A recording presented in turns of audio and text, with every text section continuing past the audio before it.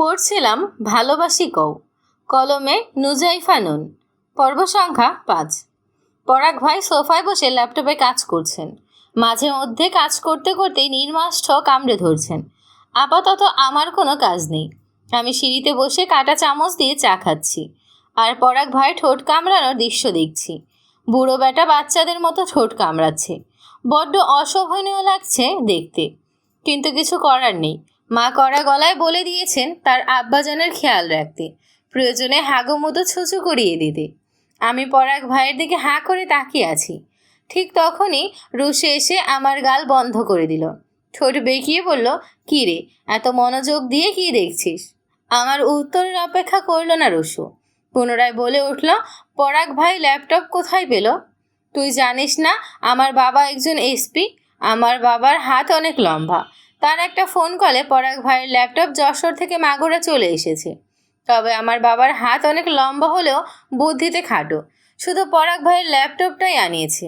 তার যে কাপড় চোপড় প্রয়োজন সেটা তার গোবর পোড়া মাথায় আসেনি। ফ্রেশ হয়ে বাবার শার্ট লুঙ্গি পরেছেন। রুশো আমার পাশে আয়েশ করে বসলো। পরাগ ভাইয়ের দিকে তাকিয়ে বলল, ঢিলে ঢালা শার্ট লুঙ্গিতে একটা ছেলেকে যে এত হট লাগতে পারে এটা হয়তো পরাগ ভাইকে না দেখলে বুঝতেই পারতাম না। কি ফিগার মাইরি! আম তো ফিদা। এই চুপ কর না, পরাগ ভাই শুনতে পাবে। শুনতে পেলে পাক, কুছ পরোয়া নেহি। তুই পরাগ ভাইকে চিনিস না রুশু। উনি রুশু হেসে ফেলে মাঝপথে আমাকে থামিয়ে দিল। রসিকতা করে বলল, তুই এমনভাবে বলছিস যেন পরাগ তোর বিয়ে করা বর। তুই তাকে ইঞ্চিতে ইঞ্চিতে চিনিস। বর কথাটা বজ্রের ন্যায় কানে বাজতে লাগলো আমার। হঠাৎই গলা শুকিয়ে গেল। চায়ের স্বাদ তেতো হয়ে উঠল। রুশুর মুখে হাসির ঝিলিক, কিন্তু আমার চেহারাটা কেমন যেন গম্ভীর হয়ে গেল। আমি উঠতে গেলে রুশু আমার হাত টেনে সিঁড়িতে বসিয়ে দিল। ভাবুক হয়ে বলল, পরাগ ভাই কয় ফুট লম্বা হবে রে? আমি জানি না ভাই, তুই না জানলেও আমি জানি। পরাগ ইশতেহাম ইলাহি, সে একজন 6 ফুট লম্বা গড়নের পুরুষ। গায়ের রং ফর্সা, এমন দীপ্তিময় ফর্সা যেখানে আলো পড়লে ঝলমল করে ওঠে। চেহারায় স্পষ্ট খাড়া নাক, মেয়েদের মতো গোলাপি ঠোঁট, নিচের ঠোঁটের বাম সাইডে কালো কুচকুচে একটা তিল। মুখে দাড়ির ছিটে ফোঁটা না থাকায় তিলটা স্পষ্ট ফুটে থাকে সর্বদা। যদিও মানুষটা হাসেন কম, কিন্তু যেহেতু হাসেন মৃদু হাসি, আর সেই মৃদু হাসির ফাঁকে বেরিয়ে পড়ে এক জোড়া নিখুঁত গজদাঁত। মুখ মাঝারি লম্বা, ঘন, এলিগেন্টলি ব্যাক ব্রাশ করা থাকে সব সময়। চোখ জোড়া গভীর ও প্রশান্ত। ছাইরাঙা চোখের গভীরে যেন আফিম চাষ হয়। সে চোখের দিকে তাকালেই কেমন নেশা ধরে যায়। ছোটবেলা থেকেই পড়াশোনায় অসম্ভব মনোযোগী সে। বইয়ের পাতায় ডুবে থাকতেই যেন তার প্রকৃত সুখ। শিক্ষা জীবনে ফার্স্ট থেকে কখনো সেকেন্ড হয়নি। ক্লাসের প্রথম বেঞ্চেই তার জন্য বরাদ্দ থেকেছে সব সময়। আর শিক্ষকদের চোখে সে এক নির্ভরতার নাম ছিল। মোদ্দা কথা, তাকে এক নজর দেখলে চোখ ফেরানো যায়, কিন্তু তাকে ভুলে যাওয়া যায় না, কারণ সে এমন সৌন্দর্য ধারণ করে যা চোখে নয়, মনে লেগে থাকে। শিক্ষা জীবনে ভার্সিটির অধিকাংশ মেয়েদের হার্টথ্রব ছিল সে। আই থিঙ্ক কর্মজীবনেও তার ব্যতিক্রম হবে না। আমি হাসবো নাকি কাঁদবো বুঝতে পারছি না। পরাগ আমের বিয়ে করা বর হওয়া সত্ত্বেও আমি তার সম্পর্কে এত কিছু জানি না। অথচ রুশু আমার বান্ধবী হয়ে তার নারী নক্ষত্র জেনে নিয়েছে। কিন্তু রুশু এত কিছু জানলো কিভাবে? রুশুকে প্রশ্নটা করতেই একগাল হেসে বলল, ইচ্ছে থাকলে উপায় হয় বেবি। তোকে বললাম সেটিং করিয়ে দি, তুই দিলি না, তাই আমি নিজেই নিজেকে সেটিং করার চেষ্টা করছি। এখন থেকে পরাগকে ভাই বলে ডাকিস না, দুলাভাই বলে ডেকে প্র্যাকটিস কর, ভবিষ্যতে কাজে লাগবে। আমি একবার চোখ মেলে রুশুর মুখের দিকে তাকালাম। ওর মুখে চিরচেনা হাসি। আমি ঠোঁট টিপে হেসে বললাম, 5 লাখ টাকা দিস, পরাগ ভাইকে দুলাভাই রাখবো। আমার কথাটা পরাগ ভাইয়ের কান অবধি পৌঁছে গেল। তিনি ল্যাপটপ থেকে দৃষ্টি সরিয়ে আমার দিকে তাকালেন। আমি মুরগি চুরি করে ধরা পড়া চোরের ন্যায় মুচকি হাসি দিলাম। পরাগ ভাই কিছু বললেন না, তবে চোখের ভাষায় বুঝিয়ে দিলেন অতিবার বেরো না। নাদিরা আজকে আমাদের সাথেই থাকবে। যদিও নাদিরা চলে যেতে চেয়েছিল, কিন্তু মা যেতে দেননি। নিজের মেয়ের মতো আদর যত্ন করছেন।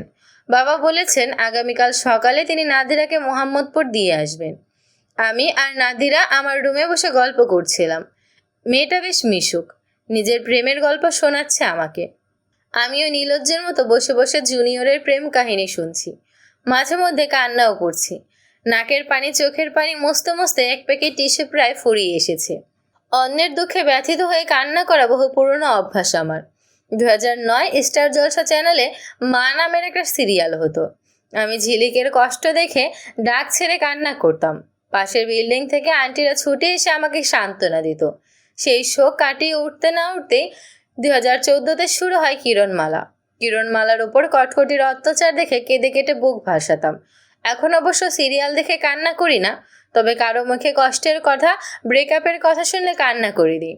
নাদিনার গল্প অসম্পূর্ণ থাকতেই মা হন্তদন্ত হয়ে আমার রুমে ছুটে আসেন। রুর কণ্ঠে বলেন, আব্বাজান কতগুলো বছর পর আমার বাড়িতে এসেছে।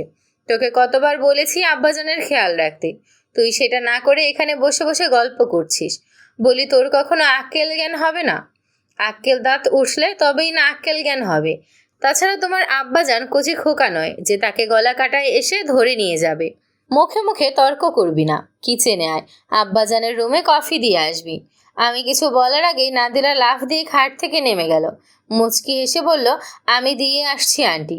না না মা, এমনিতেই তোমার উপর অনেক ধকল গিয়েছে, তুমি বিশ্রাম নাও বলে মা রুম থেকে বেরিয়ে গেল। আমিও মায়ের পিছু নিলাম। কিচেনে আসতেই মা আমার হাতে ব্ল্যাক কফি ধরিয়ে দিলেন। রোর কণ্ঠে বললেন, লাফিয়ে লাফিয়ে না গিয়ে হেঁটে হেঁটে যাস। এক ফোঁটা কফিও যেন কাপ থেকে পিরিচের উপর না পড়ে। কাপ ভরে দিয়েছ কেন? একটু কম দিতে পারো না? হ্যাঁ কেন রে? আব্বাজান খাচ্ছে বলে তোর কি কম পড়ে যাচ্ছে? তোর ফুপু ফুপাতো ভাই বোন এসে যখন গান্ডে পিণ্ডে গেলে তখন কম পড়ে না? যত সমস্যা আমার বাপের বাড়ির। ব্যাস, মায়ের টেপ রেকর্ডার চালু হয়ে গিয়েছে। আমি কিছু না বলে ধীর পায়ে হাঁটতে লাগলাম, কিন্তু সিঁড়ি বেয়ে উঠতেই কফি দোল খেতে লাগলো। ঠিক তখনই আমার একটা রিলসের কথা মনে পড়ে গেল। আমি রিলসের ট্রিক ফলো করে এক চুমুকে কাপের অর্ধেক কফি নিজের মুখে পুরে নিলাম, আর পরাগ ভাইয়ের রুমের সামনে এসে সেটা মুখ থেকে বের করে কফিতে মিশিয়ে দিলাম। ব্যাস, একটু চালাক না হলে দুনিয়া চলে না। আমি তৃপ্তির হাসি এসে দরজায় নক করলাম, আর সাথে সাথেই একটা হাত এসে আমাকে টেনে রুমের ভেতর নিয়ে গেল।